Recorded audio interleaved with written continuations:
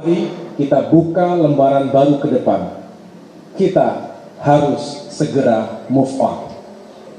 Hari ini kami, keluarga Partai Demokrat, dengan berbesar hati, dengan kerendahan hati, menyatakan move on dan siap menyongsong peluang-peluang baik di depan.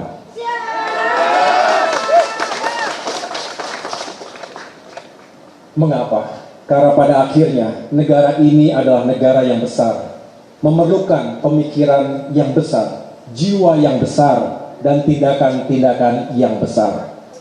Jangan terjebak pada narasi dan isu yang bisa memecah belah sesama anak bangsa.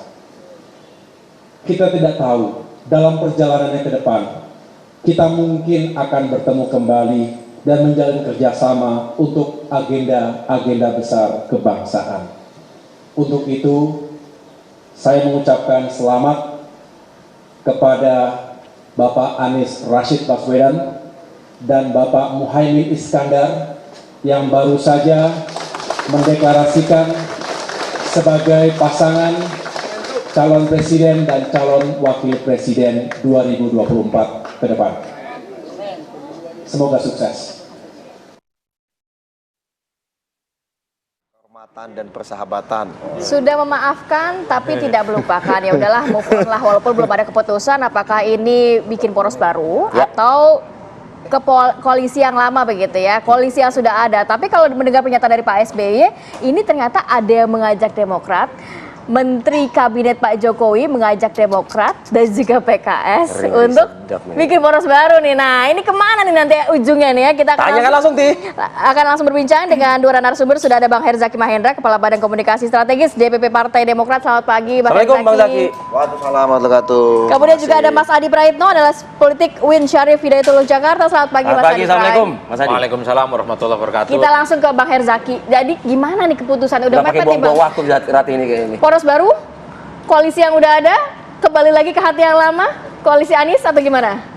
Kalau jawabannya yang pasti satu. Apa tuh? Tidak akan kembali ke mantan. Nggak ada tuh. CLBK nggak ada tuh? CLBK tuh udah nggak ada. Karena ini kan saya di salah satu talk show udah saya sampaikan.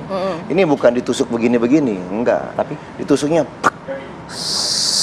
terus ambil jeruk nipis. Ini kok lebay banget sih? Gitu. Kayaknya pedih banget, Bang. Loh, gini. Ini kan yang jadi masalah besar adalah bagaimana kita ini bagaimana rasanya ada orang yang punya hidden agenda gitu. Ya kan, di belakang mengingkari apa yang telah menjadi kesepakatan. Nah, ini yang menjadi masalah besar. Tapi di kan kami ini itu. Mas Ahaye udah gitu memaafkan. Bener nggak? Maksudnya ini saya sampai kenapa pedih banget tadi kan. Kenapa tidak CLBK gitu ya kan? Ya karena tadi tahu juga sih sebetulnya. Iya. Lo mancing-mancing sih. Karena khawatirnya jadi didramatisir lagi. Nggak dramatisir. Maksudnya ini mesti diperjelas dan dipertegas. Karena mohon maaf, sampai dengan hari ini masih banyak meme, masih banyak sebaran di WhatsApp. Demokrat tetap bersama koalisi perubahan, tetap bersama si mantan ini segala apa. Nah, ini kan kami mesti luruskan juga nih di pemirsa TV One bahwa posisi Demokrat tegas dan jelas saat ini kita sudah cabut mandat dari si mantan ini yang kami anggap tidak jujur, yang kami anggap tidak bisa dipercaya. Nah, tetapi kedepannya kemana? Ini kan proses yang tidak mudah. Jadi kalau kata anak muda zaman sekarang ini, kita healing dulu nih. Healing dulu. Healing dulu. Saya hanya mungkin sedikit mengingatkan saja mungkin Bang Herzaki dengan narasi-narasi tidak jujur dan apa dan yang sebagainya, khawatir berujung kepada pidana nih. Karena kemarin kan sudah hampir tuh. Kalau kami kan begini, kami anggap tidak jujur dan tidak dipercaya. Jelas kok. Sekarang bagaimana ceritanya? Kita koalisi, kita shake hand, kita tanda tangan piagam, ya kan? Belum dibatalkan piagam. Berkali-kali juga kita mengundang Bang Zaki di sini mengatakan untuk urusan wakil presiden kita serahkan sepenuhnya kepada Anies Baswedan. Benar sekali. Tapi kan ingat, ini yang bersepakat siapa? Tapi kan koalisi perubahan itu kan enggak dong. Ini bukan masalah wakil presidennya. Ini yang jadi masalah adalah ya kan ini nih selalu yang dijadikan alasan dan pembenaran. Satu-satunya kan diserah kepada Mas Anies cawapres. Kok dipilih kenapa protes katanya gitu satu. Ya itu makanya saya konfirmasi. Benar. Nah, yang kedua adalah katanya lagi nih sekalian saya konfirmasi lagi juga nih. Kan Mas Anies bebas nih di pasal kelima bahwa boleh berkomunikasi dengan partai-partai lain. Iya. Ini yang tidak dilakukan. Komunikasi dengan partai lain, tetapi tidak memutuskan sendiri. Ini kenyataannya adalah dia bersepakat di belakang sendiri. Jadi tidak ada rembukan dengan Demokrat. Tidak ada sama sekali. Dan mohon maaf, Mas mantan itu ya di salah satu podcast terbaru kan juga menyebutkan teman kami juga merasa kecewa dan tidak suka atau marah tidak suka dengan prosesnya karena tidak ada komunikasi dulu sebelumnya. Maksudnya PKS? Ya, kira-kira begitulah. Nanti saya nggak mau nyebutin kenapa nanti dibilang saya bawa orang lain atau partai lain gitu Tapi loh. kan Koalisi Perubahan juga masih buka pintu untuk Demokrat katanya. Ya nggak gini lah. Kalau kami sederhananya begini. Lalu seakan-akan didramatisir nih bahwa sudah terjadi deadlock tanggal 28 katanya. Jadi dia boleh kemana-mana. Kalau Anda memang tidak mau bersama, Anda putuskan dulu dong. Lalu kemudian Anda barulah bersepakat dengan yang lain. Itu satu. Yang kedua, yang menyedihkannya apa? Saya mau ngajak move on sebetulnya. Ini satu lagi terakhir nih. Pada saat dia kemudian bicara mengenai bersepakat, jangankan memutuskan dulu. Dia udah malah jalan-jalan mau ketemu ibu yang baru. Calon ibu sama si calon ini, maksudnya ini kan yang menjadi, kok apa susahnya telepon? Kalau sebelumnya dengan gampang saya bisa 3 kali nelfon langsung Mas AHY. Sekarang sekalipun enggak, nah maksud saya itu saya jelaskan. Karena kita move on, kita move on. Karena begini. Tapi teleponnya ini udah jelas belum kemana kan? Kalau kata Pak SBY kan ada Menteri Pak Jokowi yang ngajakin poros baru nih, bener nggak sih? Bukan gitu gini, mohon maaf nih. Kadang-kadang gini ya, ketum kami ini emang luar biasa hatinya gitu loh. Besar sekali ya maafnya gitu kan, sangat satria ya kan. Tapi kalau kader ya gimana ya? Kok munculnya baru kemarin sih? Kok munculnya baru kemarin? Healing dulu kan? Ya, kita kan mengumpulkan data dan fakta dulu semua. Beliau ini kan kalau berbicara apapun kan mengamati meskipun dulu, pernyataan netizen macam-macam kan? Ya, bebas saja. Sebenarnya kan kita mempelajari dulu. Ada satu pernyataan netizen yang menarik. Gimana? Jadi andaikan pernyataan AHY itu dilakukan pada saat deklarasi berlangsung, karena di hari yang sama PBNU pun juga kan menyampaikan konferensi persnya begitu ya. Kalau kita begini Pak, kita ini tipikalnya tidak mau mengganggu acara orang. Oke, kita disakiti, tapi kita menghormati yang sedang buat acara. Tapi tadi katanya disakitinya itu sampai dirobek, Bener, tapi ini yang bedanya. Kalau kami masih menjaga yang namanya etika, norma politik gitu. Ya kan kita masih punya nih kayak gitu. Enggak kita marah langsung di pun acara datang kita buat heboh di depannya. Enggak perlu gitu loh. Enggak perlu. Atau kayak yang dia film-film di Ya udah yang buat heboh Mas Adi aja deh. Mas Adi gimana nih Mas Adi? Coba dibuat heboh nih. Kemana sih kira-kira nih move on-nya Demokrat ini? Poros baru atau gimana? Kalau saya sih sebenarnya melihat Demokrat itu belum sepenuhnya move on. Jadi pernyataan Pak AHY yang mengatakan memaafkan tapi tidak melupakan itu kan pernyataan orang yang belum sakit hatinya nggak hilang-hilang gitu. Nah, yang karena mungkin masih baru kali ya. Iya, baru. Yang kedua pagi ini aja baru segmen pertama kita dialog aja. Ini durasi bermenit-menit tuh bicara flashback lagi loh. Karena ditanya tadi bilang masa cawapres, langsung terus gini juga. Yang saya bayangkan itu adalah bagaimana teman-teman Demokrat, para kader, para aktivis itu sekarang itu sedang bersih-bersih lah. Yang ada fotonya Pak Anies itu dihilangkan, ada yang dicat, ada yang dirobek. Masih ada di baliho sih sebenarnya. Harus dihilangkan itu. Itu kan instruksi dari DPP-nya. Saya membayangkan Bang Herzaki itu medsosnya udah hilang belum itu isinya Pak Anies itu. Biasanya kan 60-an penuh itu isinya tuh puji-pujian semua ke Pak Anies ya. Itu nggak gampang Pak. Ini soal sakit hati nih. Oleh karena itu di tengah kegalauan dan move on yang sebelumnya terjadi, ya paling Demokrat sebenarnya masih sedang bukan hanya soal healing, masih mempertimbangkan 3 opsi itu. Gabung ke Prabowo Subianto, gabung ke Ganjar Pranowo, atau kemungkinan opsi yang ketiga. Hanya 3 opsi itu yang pasti yang paling mungkin Mas Adi melihatnya cenayangnya Mas Adi apa Mas? Kalau bagi saya yang paling mungkin adalah bergabung dengan salah satu poros politik yang paling mungkin untuk menang. Eloknya kemana Mas Adi? Kalau itu saya ngomong nanti disuruh, di drive ya. Pertama begini, kalau bergabung dengan Prabowo Subianto, ini kan mengulang romantisme. Ini mengulang reuni karena memang Demokrat 2014, 2019 plus yang ketiga kalinya ini, dan sangat mungkin Demokrat akan reunian dengan Pak Anas Urbaningrum di situ. Karena ada kemungkinan PKN, Partai Kebangkitan Nasional itu juga akan mendukung Prabowo Subianto. Nah, ini nggak tahu nih, jangan-jangan Gus Muhaimin itu menjadi titik temu antara mantan ketua umum Partai Demokrat di situ. Ada Pak AHY di situ. Kemudian ada Pak ASB dan ada Anas Urban. Siapa tahu gitu ya, Demokrat tertarik di situ. Dan pada level elektabilitas saya kira kan Prabowo Subianto juga relatif agak kompetitif. Atau mau mencoba untuk suasana yang baru, pindah ke lain hati dengan PDIP. Ini kan tawarannya kan juga serius dari Puan Maharani dan saya kira sejak beberapa waktu yang lalu ini semacam tawaran islah politik lah dengan Demokrat ya. Iya. Kalau cuma main-main di pelataran doang kayak kurang enak ya. Kayaknya harus masuk ke dalam lah. Jangan di pelataran aja lah. Ya, Apalagi kan, misalnya Pak Ganjar dalam beberapa survei itu kan rebound elektabilitasnya setelah 2 bulan lamanya disalib oleh Pak Prabowo Subianto. Tinggal dipilih oleh Demokrat mau seperti apa. Karena kalau soal opsi bikin poros yang baru, rasa-rasanya agak sulit. Pertama, P3 itu menyatakan tegak lurus. Bahasa saya itu mengatakan sami'na wa ta'na bersama PDIP dengan Ganjar, begitupun dengan PKS. PKS saya juga tahu nggak terlampau nyaman dengan Muhaimin Iskandar, nggak happy karena bypass. Tapi PKS juga tidak mau ketinggalan dan berjauhan dengan Anies Baswedan yang dalam banyak hal memberikan kotel efek. Di tengah kerumitan-kerumitan itu, kalau mau jujur sebenarnya Demokrat adalah satu-satunya partai politik yang saat ini sebenarnya sudah jomblo, tak punya pilihan apapun. Nah, kemarin saya ngomong ke Bang Herzaki di satu forum diskusi, andai undang-undang pemilu itu tidak mewajibkan partai politik itu ikut pemilu, rasanya karena sakit hati ini nggak selesai, Demokrat itu ingin memilih jomblo seumur hidup.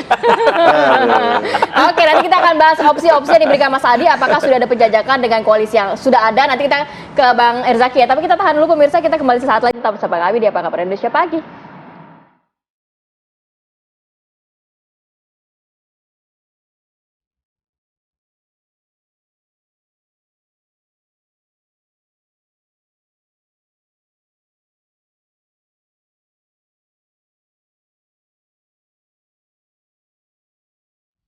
Apa sih yang nggak boleh diomongin itu apa? Ngomongnya aja nggak Kembali lagi boleh. di Apa Kabar Indonesia Pagi.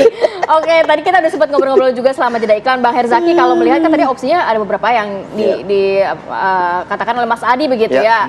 Kalau ke koalisi PDIP atau ke koalisi Gerindra atau poros baru nih. Tapi saat ini sudah ada penjajakan belum ke salah satu koalisi, dan yang harus dipikirkan Demokrat itu pastinya bukan kemenangan Pilpres saja, tapi juga bagaimana suara di pemilu legislatif pastinya kan. Nah, ini menarik nih, ini antara host dan konsultan politik mirip-mirip ya Bang Adi. Mirip. Memang Gimana nggak mirip? Setiap hari orang-orang pintar kita wawancara loh. Bayangin. Jadi emang saat ini kita sedang proses mendalami. Jadi kalau Mas Ahaye ini kan dalam mengambil keputusan kan selalu ingin mendapatkan masukan, ya kan, mendengar masukan dari berbagai pihak. Termasuk diantaranya kemarin baru saja proses rapat ya dengan para pengurus di tingkat pusat. Karena bagaimanapun kan beliau menyampaikan langsung nih seperti apa situasi saat ini, karena banyak juga kan yang belum dapat langsung dari beliau kan gitu kan. Kemarin momen yang pas beliau sampaikan situasi saat ini, lalu rencana dan kebijakan partai ke depannya terkait ini. Nah, kemudian teman-teman pengurus pusat menyampaikan masukan. Karena ini kan teman-teman pusat ini kan selain anggota dewan ada juga yang nyalek gitu kan, gitu, ya kan. Sehingga mereka kan sering sekali ada intensitas yang tinggi dengan konstituen, masyarakat di lapangan. Seperti apa nih ekspektasi yang di bawah ini juga gitu loh. Nah, disampaikan kepada Mas Ahaye gitu. Nanti rencananya hari Rabu para pimpinan Partai Demokrat di tingkat provinsi akan datang semua ke Jakarta, juga akan ini menyampaikan kepada Mas Ahaye usulan dan harapan dari konstituen masing-masing, dari masyarakat di dapilnya masing-masing. Bergabung dengan yang sudah ada atau membuat poros baru itu? Ya, termasuk diantaranya itu yang akan disampaikan. Seperti nah, kalau apa misalnya opsi A nih, misalnya poros yang sudah ada, menurut Anda kalau bicara soal kotel efek, nah Demokrat akan diuntungkan atau enggak nih kira-kira nih? Ikut di sini untung nggak, ikut di sini untung nggak? Nah, gitu. ini saya satu kalimat aja membahas mantan, tapi langsung move on ke selanjutnya ya. Jadi dari yang sebelumnya kita tidak pernah minta masalah cawapres, ya. Kita diajak dan diminta. Nah, yang sebelumnya. Nah, yang sekarang, kalaupun kita pindah, nggak akan ada itu pembincangan mengenai cawapres ya, nggak ada gitu. Jadi teman-teman koalisi yang misalnya nanti kita kerjasama dengan yang sudah ada saat ini pun, ya tidak perlu khawatir. Wah, Demokrat masuk akan. Mas Herzaki, tapi kan selama ini kompetitif nih, akan ada yang kontestasi di legislatif bagaimana kira-kira akan. Nah, itulah yang kita sedang bahas bersama. Bagaimanapun kan ini kan bukan hanya pilpres, tapi juga pileg. Situasi yang tidak nyaman seperti ini ya, gampang kita kemudian dikerjain dan diingkari seperti ini kan karena di pileg kita, di parlemen kita juga nggak terlalu kuat ini gitu. Nah, kita ingin lebih kuat lagi. Probabilitasnya lebih ke poros baru tuh mungkin kali. Ya, poros baru mungkin saja. Semua opsi kita buka ya di atas meja. Tetapi yang pasti Mas Ahaye kan sebagai seorang yang demokratis, dia ingin masukan dari semua pihak ya, terutama dari kami ini yang di daerah. Karena inginnya sejalan nih agar Pilpres ini bisa memberi manfaat juga untuk pileg ini. Tapi yang pasti semuanya adalah untuk kepentingan masyarakat, bangsa, dan negara. Kita fokus nih. Bang Herzaki, Gitu tapi loh. kalau kita selama ini tahu narasi yang dibentuk oleh Partai Demokrat kan perubahan begitu ya, sedangkan koalisi-koalisi yang ada kan keberlanjutan. Nah, nantinya akan seperti apa tuh? Ya, tentunya, kalau masuk ke koalisi yang udah ada. Ya tentunya kita akan berupaya fine tuning gitu. Nah, kita kan hidup tidak di dalam ruang kosong ya. Kita bicara mengenai perubahan dan perbaikan, bagaimanapun katakanlah saat ini perubahan belum bisa kita perjuangkan dengan optimal ya, yang pasti kita akan lakukan namanya perbaikan. Kan begitu ini? Gitu ya? Ya, perbaikan. Perbaikan. Tapi bagaimana begini, Bang? Kalau Mas Ahy kan juga menyampaikan dalam pidatonya, pidato politiknya di 14 Juli, bahwa apa yang baik saat ini ya kita akan lanjutkan. Tidak ada pernah kita bilang, apapun kebijakan saat ini kita bumi hanguskan. Nggak ada. Yang baik kita lanjutkan. Apa yang kita rasa kurang memberikan manfaat untuk rakyat, ada cara-cara yang lebih baik, ya kita akan gunakan cara-cara yang lebih baik. Pak Imin tuh dibilang juga kok dalam deklarasi kan dibilang pemimpin-pemimpin sebelumnya ada Pak SBY loh di situ. Iya. Artinya kan ya kita akan tetap kita lanjutkan, kita teruskan seperti itu gitu. Ya berarti bukan bahaya loh Cak Imin loh sebetulnya. Kita nggak pernah ada masalah dengan Caimin, baik-baik aja juga, komunikasi dengan teman-teman PKB juga baik-baik aja. Karena kan beliau ini kan namanya orang dilamar, ya nggak? Bukan teman koalisi kami, jadi nggak perlu ngomong lah sama kami. Tapi udah teman seperjuangan setahun lebih, masa begitu sih? Ya udah nanti balik lagi nih kita. Mancing-mancing terus nih, mancing-mancing. Jadi 5 menit pemirsa. Tapi kalau secara Mas Adi sendiri melihat poros keempat ini pasti mungkin akan bisa terjadi ya. Kalau hitung-hitungan oke lah ada Demokrat di situ, mungkin ada PKS dan salah satu partai yang Pak SBY sampaikan begitu ya, menterinya Pak Jokowi. Kalau bicara tentang kemungkinan tentu sangat mungkin ya, tapi ini kan kemungkinan yang agak sulit. Karena posisi P3 memang lebih nyaman dengan PDIP Ya, tadi dan PKS. sudah kita dengarkan. Kenapa begitu ceritanya? Tapi kalau ikut dengan yang ada, efek ekor jasnya ini dapat nggak? Begini, kalau soal ekor jas, saya selalu mengatakan ini antara realitas dan mitos sebenarnya. Kenapa saya sebut mitos? Waktu 2019, PKB dan Nasdem plus PKS itu partai politik yang tidak punya jagoan maju Pilpres. Tapi mereka naik hampir 2%. PDIP, Gerindra itu naiknya cuma 1,2%. Ini kan menjadi fakta di mana bahwa ekor jas itu dalam banyak hal dia hanyalah sebuah mitos. Artinya apa? Seorang partai politik ya yang mampu mengusung capres dan cawapres itu tidak bisa diprediksi apakah dia akan berlipat ganda perolehan suara pileknya. Bahkan ketika PAN mengusulkan Pak Hatta Rajasa berpasangan dengan Prabowo Subianto, naiknya cuma 2%, Pak.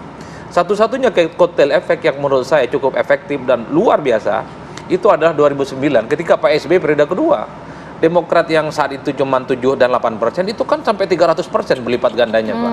Itu satu-satunya kotel efek yang sangat terasa gempa bumi politiknya.